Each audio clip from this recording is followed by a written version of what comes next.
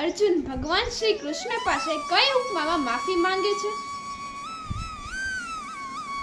તસ્માત પ્રણિધાર કાર્યમ પ્રસાદ્યતામહં ઈશં પિતૈવ પુત્રસ્ય સખૈવ સખ્યુ પ્રિયઃ પ્રિયઃ અહર્ષિદેવ શોઢુમં. શ્રીમદ ભગવદ્ ગીતા વિશ્વ સ્વરૂપ દર્શન યોગ 11મો અધ્યાય 44મો શ્લોક. ભગવાન શ્રી કૃષ્ણનું વિરાટ સ્વરૂપ જોયા પછી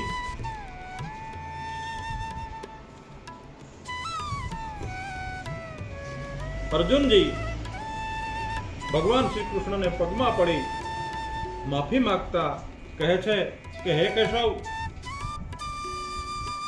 મેં ઘણા તમારા અપરાધ કર્યા, હું માફીને પાત્ર તો નથી, પણ હે અચ્યુત, એક પિતા જેમ પુત્રના અપરાધને સહી લે છે એ રીતે મને માફ કરો.